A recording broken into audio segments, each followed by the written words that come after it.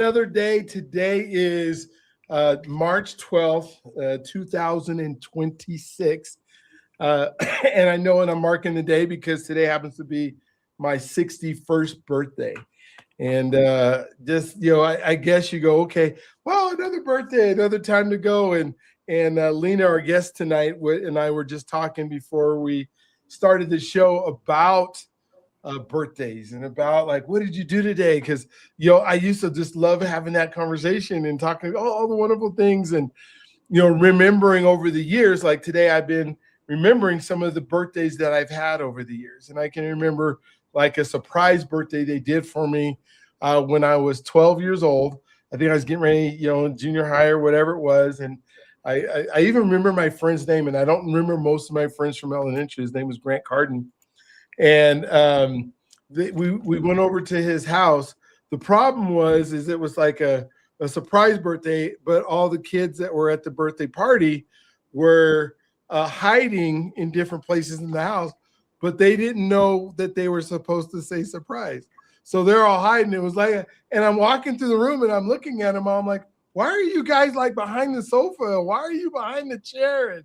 And why are you? And finally, I guess one of the parents came out and said, you guys are supposed to say surprise. And then they all like, surprise. And so it was hilarious. I don't know why I remember that so vividly, that, all the different places, because you could just see parts of them.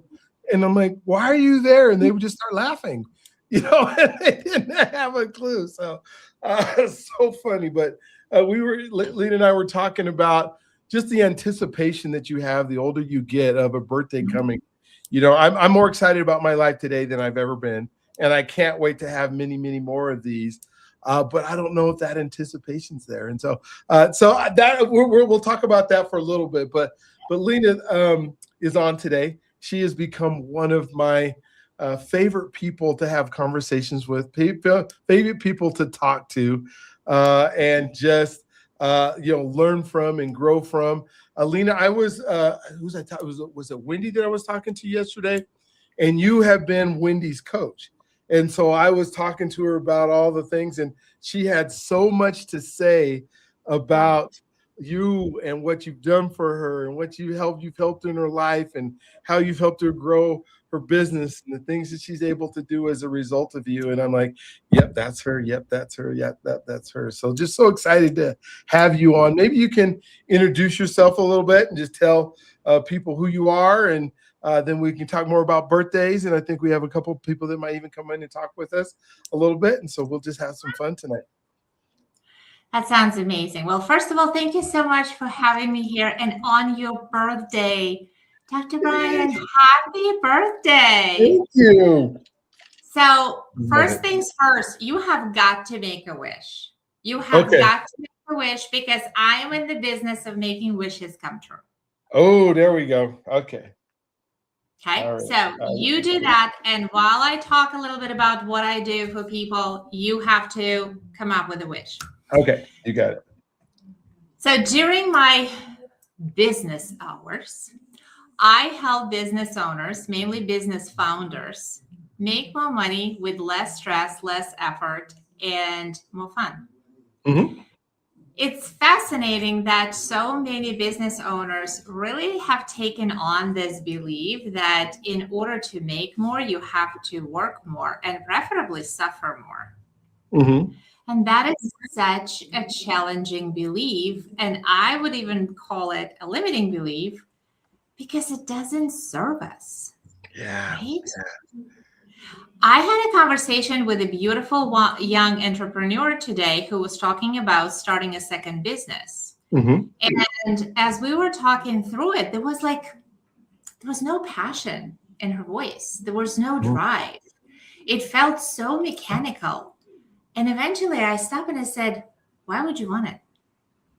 And her answer was, well, I'm kind of capped in my current business and I want to make more money.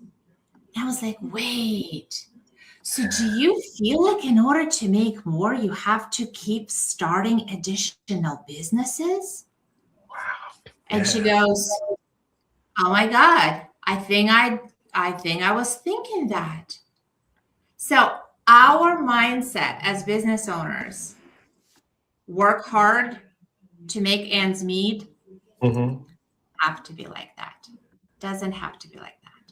No, that just it sounds, because you can be passionate about a few things in life that you love, and I'm not saying you can't be passionate about one or two things, but I don't know that if the reason that you start something is because you need to make more money, it just seems like the wrong, I guess, formula, the foundation of the business. How does a business, really be successful and succeed is the only reason to do it is because you need to make money.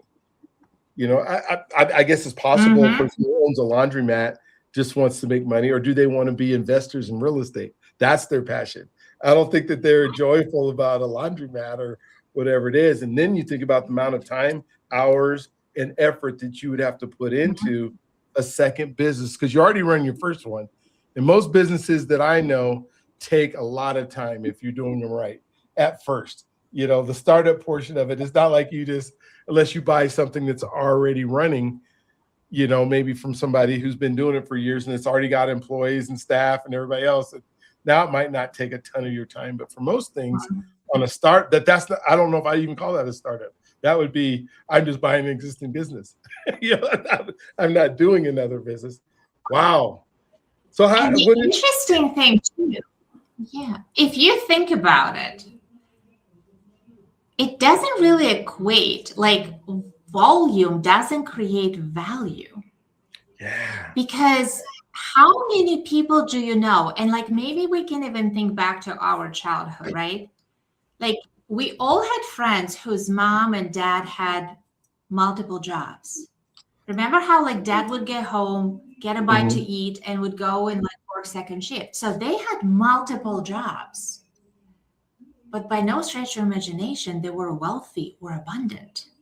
Yeah. So makes you wonder, where did that click where we assumed the belief that it's the value in the volume? I don't get it. Yeah, no, I mean, and I think of like all the jobs that I've had this, when I was a teacher and I was, helping kids and being a coach and then going working at the pizza place and delivering pizzas, or, working at the Blockbuster video store, or working at 24-Hour Fitness in addition to my teaching job. I was doing that because I needed to make additional money to feed my family and do the things that I was passionate about. But that was temporary, and when I think of starting a business, you don't start a business temporary. You start a business because you want it to run and flourish and move. And like you said, the value that goes in it, and I was only there for short whiles. I was only there, I was working at a water park in the summer, being a lifeguard so I could go back to teaching in the fall. Yeah, there wasn't I wasn't thinking I was going to own the water park, or I was thinking that I had to run the water park. I was like, I'm in there for this amount of time, and I go out there and maybe save a few people that don't know how to swim on a tube, and and then go home and be with my family and my kids. But that is so prevalent as you're saying that, and I'm hearing you say that, we think, oh, I'm kind of, you said she's capped out, but there's got to be other avenues in what she's doing, I would think, if she's passionate about it, right? 100%. And the truth of the matter is, and I just really want to, just put it out on the table. There is no business that is capped out. It's the business owner who feels that they're max. Because the truth of the matter is, any business is unlimited to the point that the business founder, the business owner, is willing to receive. So let me explain what I mean by that.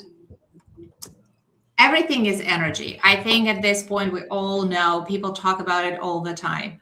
Good vibes, bad vibes, high frequency, low frequency, like people throw it around like confetti. So I think it's safe to say that typically people accept the fact that we are all energy. So our business is truly the extension of us. So when we are looking to make more, We are looking to fill the capacity with something. So when we start a business, we have a certain capacity, right? We have a certain identity. Mm-hmm. And you can pretty much pick up on that when people start describing what they do. They will say, I'm a new mortgage broker. I'm a starting financial advisor.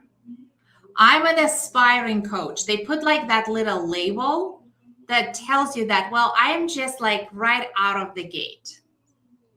So there is a capacity that comes with that, right? Mm-hmm. Because if somebody is in kindergarten, if they're just starting their education path, there's a certain capacity. Okay, well, that's fantastic. What happens as you mature? Well, Okay. you kind of start shedding those labels of aspiring, new, starting, and you become, right? You become a mortgage broker. You become a financial advisor. You become a coach. What happens when you take on that next identity is you expand the capacity that you can hold, which is fantastic because now you can be seeing higher caliber clients. You can be bringing in higher ticket opportunities. You can be charging more for your services because you have expanded capacity. So when a business owner tells me I'm capped, what that tells me is there is something in them. There are brakes activated in their nervous system Mm-hmm. that are saying the speed that we're going at is as safe as we feel. 45 miles per hour, and that's all we're willing to do. So it's helping the business owner take that foot off the brake and allow that greater momentum that's going to bring in what they're looking for. So you can absolutely make more money and scale your business without the additional effort. The work happens within.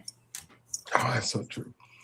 One of the things that I've been pondering on this is fitting into this conversation that we're having is this view of pursuing or chasing after success. And the success might just mean I believe I'm successful because I have more money. And so now I'm tracing the dollars or chasing whatever we believe success is instead of attracting success. And I kind of believe that because we change who we are, now we're attracting those other things instead of running out and chasing those things that would make us successful.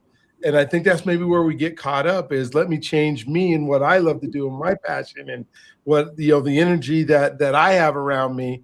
And then now I'm attracting other people and other folks that want to give me money or other folks that want to pay for my services instead of me running and always chasing this, greyhound dog that's out there in the races or a rabbit or whatever it is.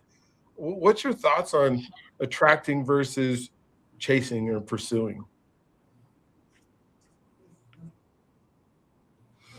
Well, that's a beautiful, beautiful visual because if you think about it, when we are chasing something, it assumes we don't have it, right?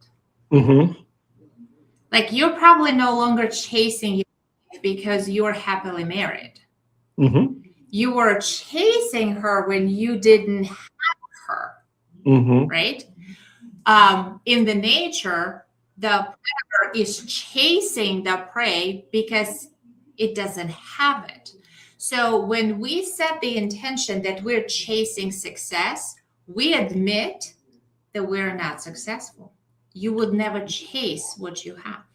Yeah. So when you actually settle into this calm energy of I am, right? I am successful. I am getting better at my business every day. I'm attracting opportunities that serve me and work with me. I am bringing in happy, paying, aligned clients. The universe conforms because we orchestrate the energy. We are the conductor. And then we have, right? because our mind will always find the evidence to prove us right. So if we are like, I am successful, everything is fine, I don't need to chase. Chasing assumes that there is a lack, there is a competition. There are plenty of clients, there are plenty of opportunities, there are plenty of speaking arrangements, there are plenty of platforms, there are plenty of money. The universe is not on a budget. Wow. Your analogy is so good of, you're saying you're chasing, to be married, or you're chasing. And sometimes I can remember when you would see maybe an attractive guy that has all these women that are trying to figure out how to be by this guy. And you're saying, well, why don't I have that? What is it that I need to do? And that guy is usually the person who could care less, because he's already become the person who's attracting all these women. And they're not thinking, I got to go chase any of them, because I've now become that person who can attract that person who wants to be around me. And if we're pursuing us being better, I guess, then the rest of it takes care of itself. Like you said, all those things that I have clients that are already showing up. People enjoy paying me to give them, the great service that I know I'm going to give, because I know how to give that.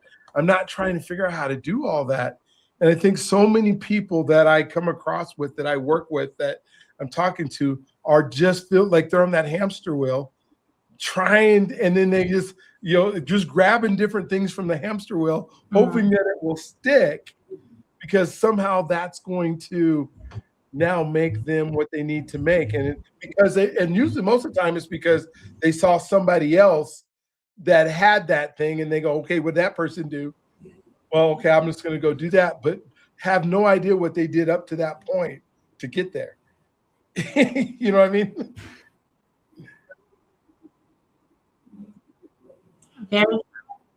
That is very true. And you know what? The truth to be told, the hamster creates the illusion of motion, but there is no progress, right? You're staying in place. Yeah. However, what we do set in place is intention of. And it's interesting because we will always act and take steps that are a match to our identity, to who we think we are. Mm-hmm. So if I say, Dr. B, I'm a problem solver, what do you assume? Implies I deal with problems. I attract problems and I solve problems. Okay, if that's what you want to do, if you want to be a problem solver and work with problems, so the way you become a problem solver, right? If somebody says, I'm a hustler, okay, that's a choice. Mm-hmm. That implies that their life comes to them in this chaotic swirl of activities. That's a choice. You don't have to do that. However, remember we talked about how we're energy and likes attract likes. That's the universal law of attraction. Mm-hmm. Well, if you consider yourself a hustler, you will attract hustlers. You will also attract business clients who are hustlers, who are anxious, who are coming from the place of scarcity and lack. They're going to default on their payments. They're going to violate their contracts. They're not going to show up. They're going to ghost, because they share that scarcity energy. There is that chase energy in between. Versus if you're calm, cool, and collected, if you know that you want to work with soul-aligned clients, people who are you humans, who are on the same frequency with you, of course they're going to be there. Of course they're going to enjoy taking your lead. Of course they're going to invest in your business because they're vested. It's a whole different vibe. Wow. Are there things that you find people who continue these habits or continue these things that they say to themselves, and their identity that they hold for themselves? because you talked about the hamster wheel where you're not progressing, but I almost think sometimes you're progressing backwards and going backwards. And I mean, you're not, I don't know if we just stay stuck in the same spot, but because of the way that we approach our day, because of the things that we say to ourselves, we're actually getting worse, or we're getting further, not only say worse, but maybe say further away from what we want to happen, and we don't even know it.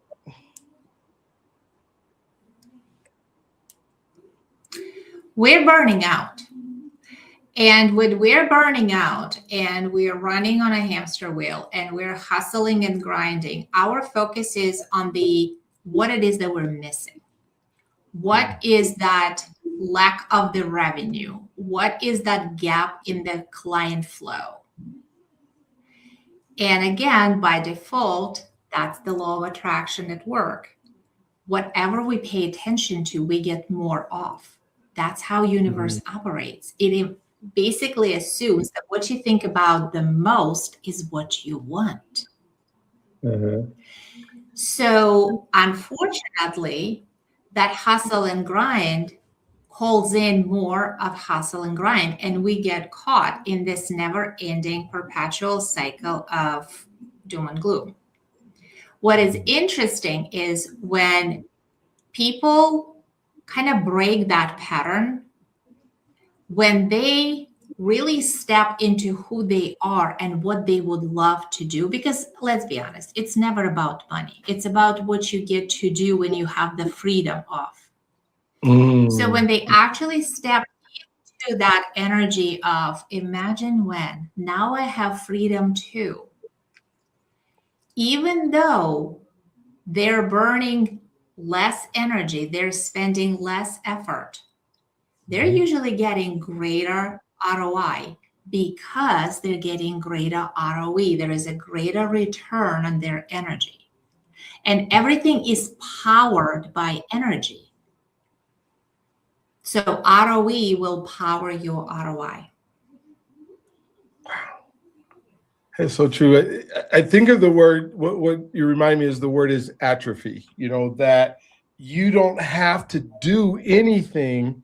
I mean, you leave a car out, it's going to get dusty. You do whatever it is, atrophy just says it's going to deteriorate by doing nothing. And so we're all beat with energy. So the energy is either going to escape you or do something if you do nothing. But then if you're doing something, you can move towards it. But I think it's easy for people to get into something that they're doing isn't really serving where they're trying to go. How do we start to begin to use the energy that you're talking about in a way that allows us to achieve the things that we truly want? Or maybe we just think we want it, and that's why we're not really working hard at it. But how do we start beginning to use that energy? Well, it starts with a question of, what do I want? What I want. Remember how I said, Dr. B, make sure you make a wish, and you kind of chuckled. Because when we're kids, we don't need to be reminded. No, not at all. We live in the mindset of, what do I want? What do I wish for? And we are the unconditional dreamers. Meaning, if I want ice cream, I want the ice cream. I don't care that it's considered dessert by adult standards. I don't really subscribe to the philosophy that I have to eat my broccoli and only then I get to have ice cream. As a 5-year-old, if I want ice cream, I want ice cream, and I'm going to go about getting my ice cream. That's truly the most basic setting. We are born as receivers. The minute we enter this world, the very first thing we do is we inhale oxygen in our lungs. We received. It's through the conditioning as we're growing up. We are slowly learning that, receiving is actually frowned upon. Receiving starts getting associated with being greedy, with being bratty, with being selfish, with being entitled. Well, you don't want to be greedy, selfish, entitled. You want to be a good person. So now all of a sudden, a very natural way of exchanging and having the reciprocity of energy where you receive and therefore you can give back is now questioned. It's now frowned upon. Mm-hmm. So back to your question, how do we break the pattern of being in the hamster wheel running and hustle and grinding? It starts with a question, what do you want? Because I haven't met a single person who said, oh, I'm loving the hamster wheel. Most people don't even like the treadmill. But let me tell you, nobody likes the hamster wheel. What do you want? Can I tell you that typically when I ask that question, people start telling me everything they don't want? They don't want, yes.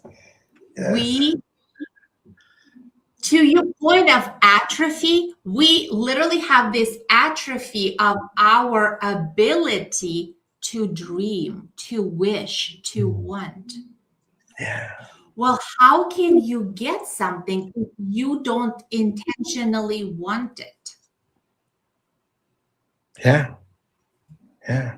And then we get very curious because when somebody says, I want more clients, do you?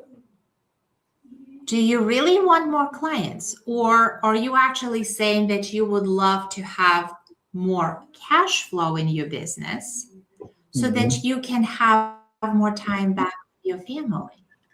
Because when you just say, I want more clients, you can have your calendar book in 15-minute increments of tire kickers who are not really interested, who are not going to do work, who are not even really going to pay you, but your calendar is booked. Brian, I had such a fantastic conversation with my son last night that really captures this point that we're talking about. So he's right now in college and he has a part-time job as a waiter at a local restaurant where he's at. Okay. So yesterday he texted me around, I don't know, maybe 5 o'clock, and he's like, Mom, it's so slow. So I asked him, I said, what do you want? And he goes, I want more tables. And I told him, I said, are you sure? Is that what you want? I didn't hear from him, Brian, for a couple of hours. And then he responds and he goes, I got your point. I only had 3 tables, but I made $150 in tips. Oh my gosh. Because the number of tables doesn't equal, right, the number of dollar bills. You can have 1-2 tables and do very well. Or you can be running around like a chicken with your head cut off the entire night and not make the same tips. Yep. We make strange correlations in our mind where we associate volume for value. Doesn't work like that. Wow. That's so cool, because what he really wanted wasn't more tables. He wanted the cash that the tips would come from. That's what he wanted, was the money. And that's what he needed to. So, and his ability to probably serve 3 tables way better than he would have served running around a restaurant allowed them to tip more because they love the service that he had. Oh my gosh, what a great thought process of saying, okay, what do I truly want? Yeah. So, Brad, if we take that example into coaching business or any kind of service business, and we say, instead of running around serving 20 tables poorly, missing the drinks, mixing up the orders, bringing in cold steak, what if you actually serve a couple tables really well? What would that do for your business? Wow. Man, yeah, this whole conversation of volume versus value. How do I give this incredible value that is what's needed? Because if I can spend that time And I spend so much time telling people you need to be present with the people that you're talking to. You need to get off your phone. You need to have your eyes up. You need to, and I'm trying to help folks work through the process of excellence instead of, however many, the volume of what you're saying. And my gosh, when you actually start thinking of, okay, so now tomorrow when I get up, how do I give value? But like you said, the question is, what do I want? We got to start with, what do we want? And we can't just say generic things of what I want. I want to have joy. Okay, what does that mean? What does it mean I want to, and how much joy? Or, yeah. Go ahead. I see you want to say And something. I would even take it further. And when we say, what do we want? And we say, I want joy. What would that give you? Oh, okay. So let's say you got joy. What would that give you? Well, that would give me a new appreciation for life. That would allow me to see things as everything is working out for me, not to me. It's like life is happening through me, not to me. It's all these opportunities and experiences that I have had. None of it is a mistake. None of it is a lesson. Everything is a blessing. It's a blessing, and it's like it's taking me to the next phase. It totally changes the perspective. So even if somebody says something basic like, well, I want more money. Okay, what would that give you? What would you making more money give you? Oh, I would have more time to spend with my grandkids. Yeah. Awesome. And what would that give you? That would totally take my relationship with my kids to a new level, because now we get to bond over my grandkids, their kids, and now we get to relive their childhood memories. And actually, I get to make the memories I didn't get to make when they were kids. Like, oh my God, now there is a passion. Now there is a fire. Now I want to do it. Now we started the momentum. Well, even to think of your son, back to your son's analogy in the restaurant and making the money to go further in. Well, he doesn't want just money. He wants what the money allows him to do after he has it, right? And he can think through, okay, if I make this amount of trips, then I can go do these things that make me happy, or I can pay whatever that bill is so that I can do more things that make me happy, whatever that is. Yeah. But I can get a new gas station. Yes, because that's what brings me happiness and joy. And then you begin to understand why you want to serve others. They may just bring you joy just by serving others, because I think we're born more to contribute than we are to consume. But at the same time, because that's what brings us that happiness and joy and the things that are there. But we stop so quickly in what I want. It's like you said, when people are making affirmations or people are making the things, I don't know if they've thought through the why. We say, I want you to figure out your why. What's your why? What's your why? And we hear that all the time. But just what you're saying now, I've asked people that too. What's your why? And they give me a shallow answer, and I don't dig deep enough to really figure out what's your why. And I can imagine the lady that we started this conversation about, that's starting a new business. Once you drill down into the why, then she probably didn't want to start a new business. I can imagine. Maybe she did, but I doubt it. No. It actually revealed the fact that the person was just trying to reach for more volume, but the actual value wasn't there. And it was interesting because when we talked about the current business that she owns, and I said, so would you say there was something different during the time when you were starting your previous business, your current business, versus you thinking about this new one right now? And she goes, I was obsessed. I was obsessed with my original business. said, because that was the passion. There was a very clear why behind that desire. And I said, right now, I don't sense that obsession in your energy right now. So let's not do throwaway work. Let's actually pause and sit with it and get curious.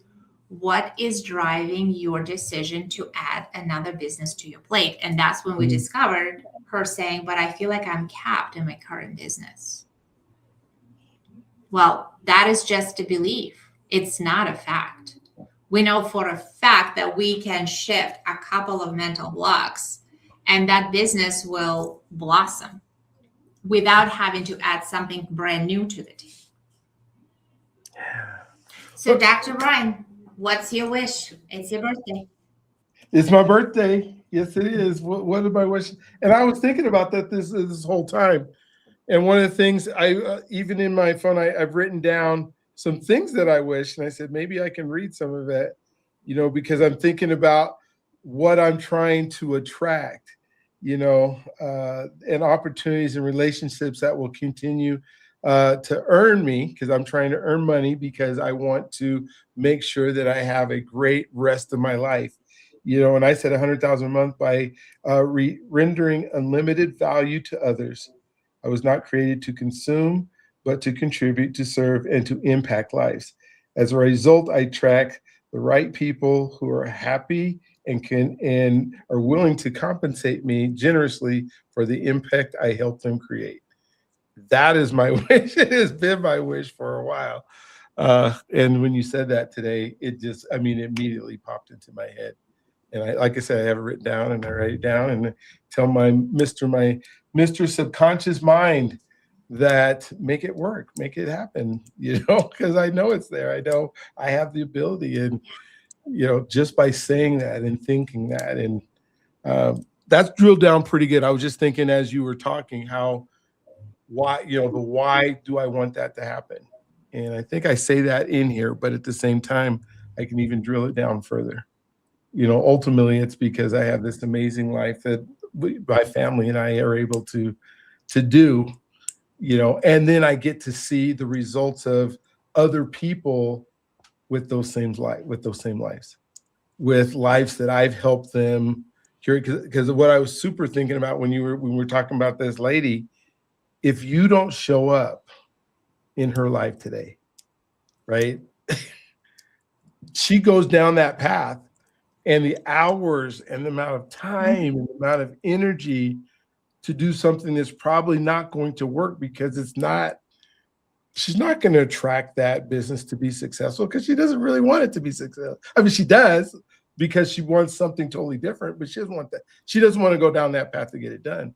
And how many people every single day that are looking, that are searching, that have the potential, that have the idea, and are doing these things because they think this one thing, it helped that guy or help that person, help them. I'll just go do that. And then I'll be happy. Oh my gosh. That's scary when you think of how many people. Because I feel like a lot of times, even though when we own a business, we think of ourselves as a worker in our business. Yeah. We think of it in terms of I make money. But if you think about it, and it kind of feels a little bit like a play on words, but it's not. When I say I make money, it assumes that the money that I have is only the money that I make. If I say I manage the energy of money, if I control the flow of money, that opens up opportunities because now I'm not capping myself just to the money that I made. I am open to receive. There is a reciprocity. We joke all the time. Why do we call money currency? Because it's supposed to circulate. So if you have money coming in, the more money you have coming in, the more you can reinvest, not just in yourself and your life, but in the well-being of others. That is the expansion of the world. You cannot pour from an empty cup. You just can't. There is nothing to give. Yes. versus as your business grows, of course you're going to have more opportunities, right? Of course you're going to have more opportunities for you, for your wife, for your kids, and also you can hire staff. So now your abundance is pouring the overflow, yes, and contributing to the abundance for staff. yes. Yeah. Oh my gosh, that is so. And I love how you're saying that, where the flow of money that goes. And I think when I see super wealthy people, not even ultra wealthy people, but happy people that have more money than they say that they need to do stuff. You know, you're beyond the Maslow's hierarchy of basic needs. You are thriving, and part of it is they're not thinking about money every day. They're not thinking about what I got to have the money to do, and what is, like, they're not obsessed. They're just obsessed with helping or serving or giving or whatever it is that they do in order to, and money just continues to flow to them more. And then you go, well, how come everything they touch turns to gold? And it's what you're saying is because that's not why they're doing the thing that they're doing, you know. And so many of us that trade, I guess, time for dollars or money, the amount of time that I spend, and then I'm expecting a return. Yeah. And I was talking to my assistant today, and we were talking about, some folks that we're going to have do some marketing stuff with them, and the mentality is no, you have to pay me before I get a result. And my thought is, well, you told me you can do this, show me that you can do this, and I'm happy to pay you and pay you well for it. But I'm not going to just pay you to show up and then not do anything. And why would you think I should? Well, that's how the world works. I show up, I spend my time, and then you give me money. But I'm going to give you probably 3 times as much money as you could make from somebody who just wants to trade your hours for dollars. And well, they just don't get it. They don't get it. And it's like, how is it that I get it? Because I'm more than happy to work incredibly hard for and show what I can, and then go do what I do. And then if I get compensated, I will get compensated. There's no doubt in my mind I'll get compensated. But I don't think other people feel that way.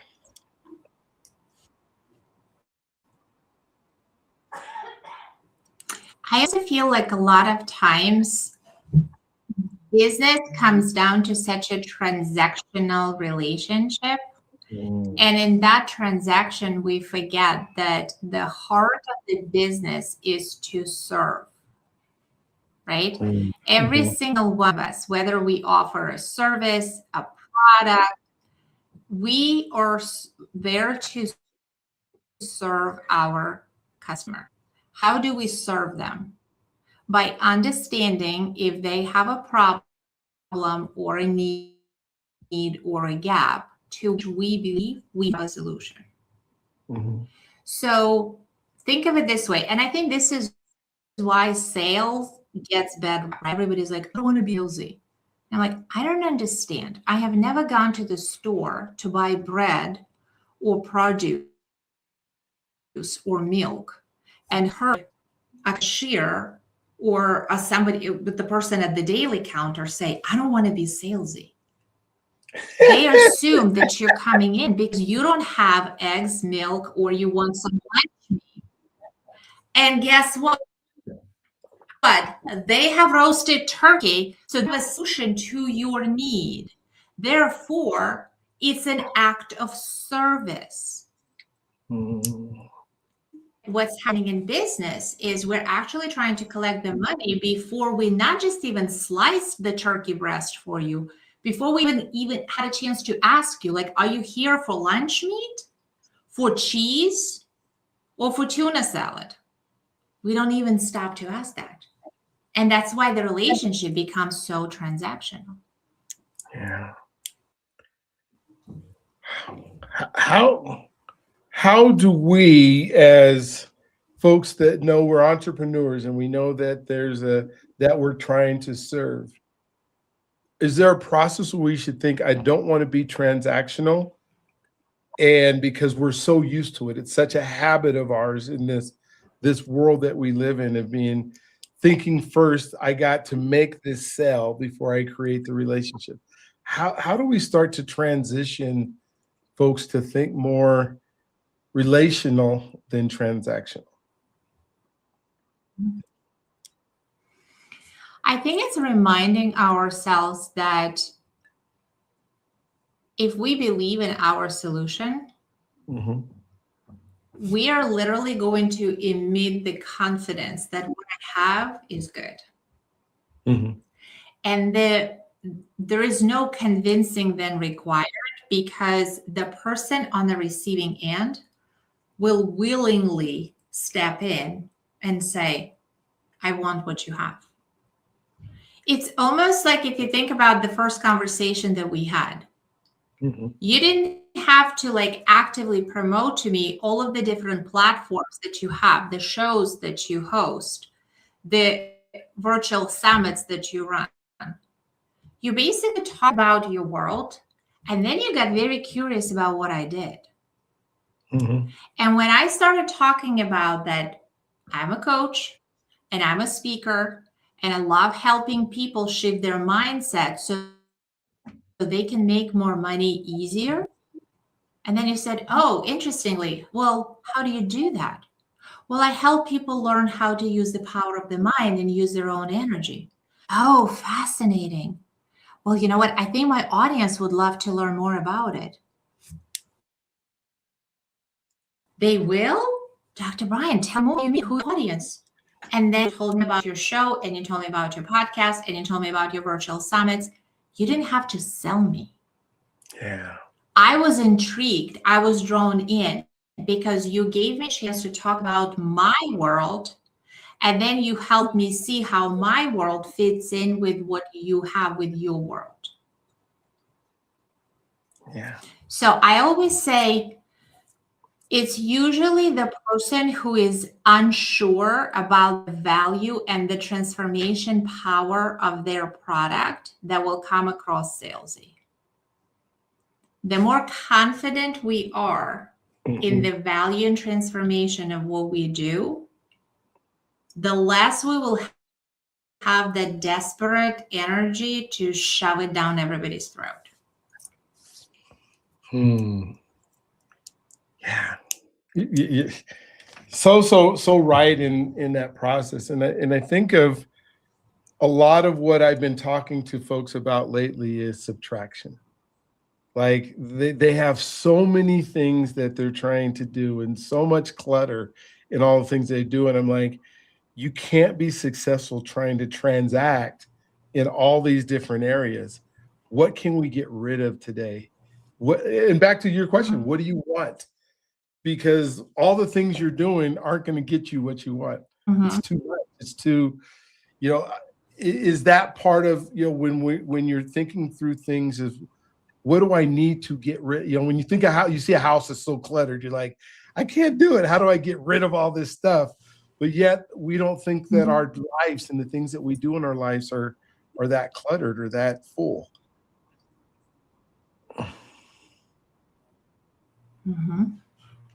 Yeah. Are there things that we can do? Incredible how a lot of times our own current inventory is what gets away.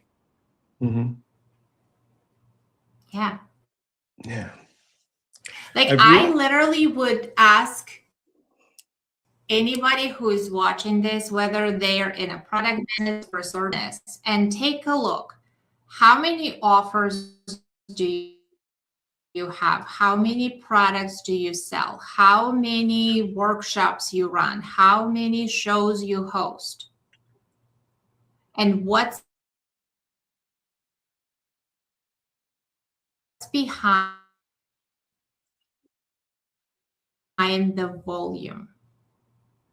Because anytime some business, we really remove the pebbles from the energy.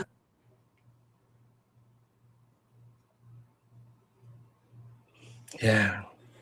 Well, and then the expectation that folks have when the more they do, they expect to have all this come from it, or they wouldn't keep doing it, I guess. And then when it doesn't happen, then they just go to the next thing because they're not patient enough to let everything work itself out, I think. I don't know, what do you think on how does that work with attraction and the amount of timing that it takes? Because everything doesn't happen like that. We live in this world that we want it, but it doesn't.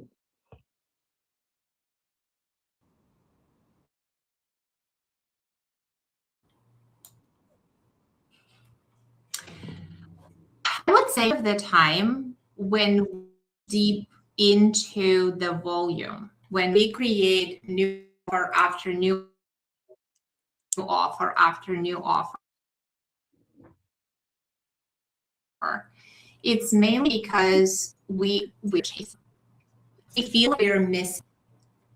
And typically, once we pause and say, you know what, let's look at our business like a flower bed.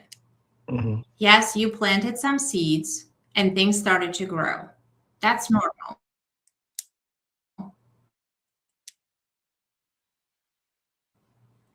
But in order for your apple to, and you want it to be luscious, you want to prune the branches. So we know that we need to do that in our garden, but somehow we do that enough in our business. The offers, at the volume, at the inventory, and simplifying it. It's literally like in the house. Once you declutter, once you take things out, once you donate, you look around, you go like, oh, wow, this room is actually bigger than I thought. This desk is actually more comfortable than I realized, right? Mm-hmm. The same happens in business. Yeah. Yeah. And I've been really working on, as I'm thinking about serving, I'm helping people, that I don't want it to be as transactional anymore. I don't want to have a whole bunch of stuff. I want to declutter people's business. And at the same time, I want to, the offers that I'm now making with some of my clients are, no, you pay me after we hit your results. And then it gives me the incentive to really jump in there, but it also frees you up from thinking or believing that all he wants is my money, or all he wants is, and I don't have the money, and they got all these things that are going on in their mind that stops them from actually achieving what I'm asking them to do, because they're so worried, well, I got to pay him, and I got to do this, and I got to do this. And I'm saying, wait a minute, just listen to me. I'm going to get you there. And once I get you there, now you can pay me. And that my worth is there. The value is there, because I'm going to give you this extreme value. But at the same time, I got to declutter. Like you said, I got to clean the desk off of your mind, because, and for the next 2 years or however long we're going to work together, you don't get to do any more shiny objects. You are forbidden from starting something new that you just saw that just shows up. And because you're going to get the more, I guess, that the better you get, the more attractive you are, and the more people are trying to solicit you away from what you're doing in your passion. I'd love to have your thoughts on that process, if that's a good way to go. Yeah, 100%. And you know what? I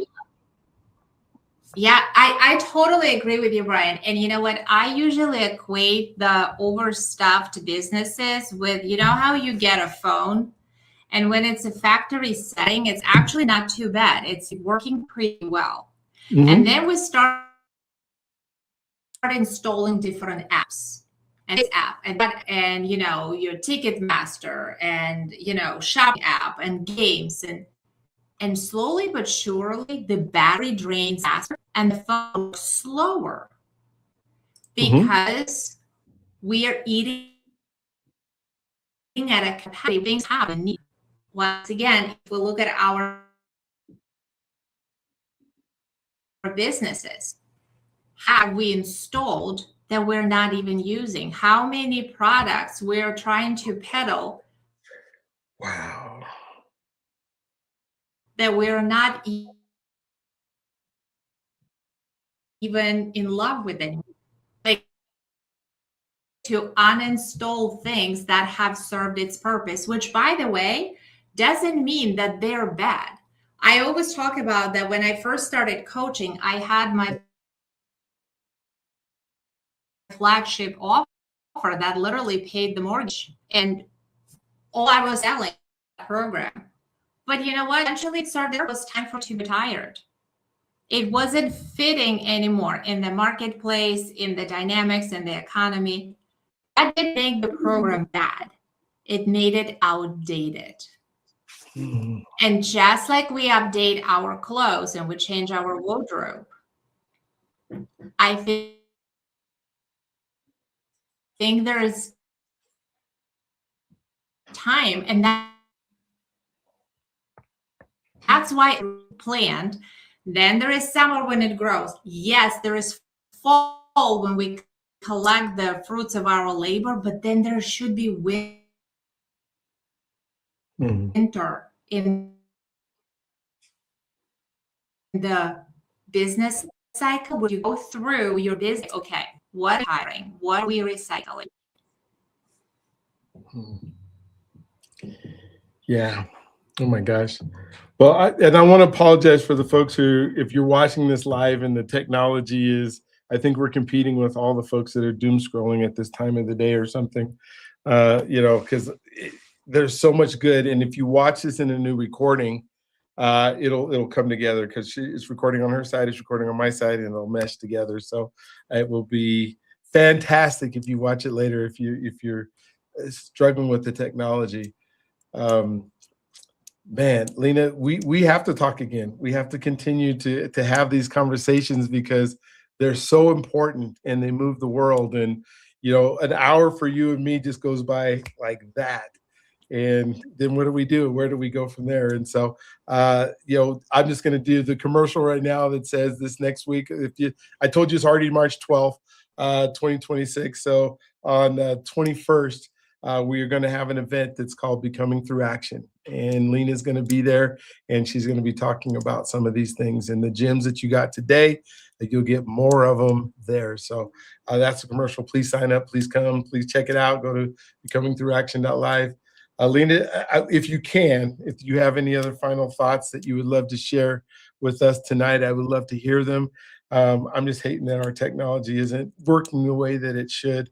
The next time that we get into a room together where we're physically together, I can't wait to. I'm gonna figure out how to get a camera there, and we're just gonna talk for hours. So that's gonna be fun. Yeah. So, any final thoughts? Well, once again, happy birthday. And I am going to ask our audience the same thing I ask you. Remember to make a wish. Wait for it to be one day of the year. Do it every morning. Set the intention for what you want in the day, and set your expectation that you're going to be ends of working or.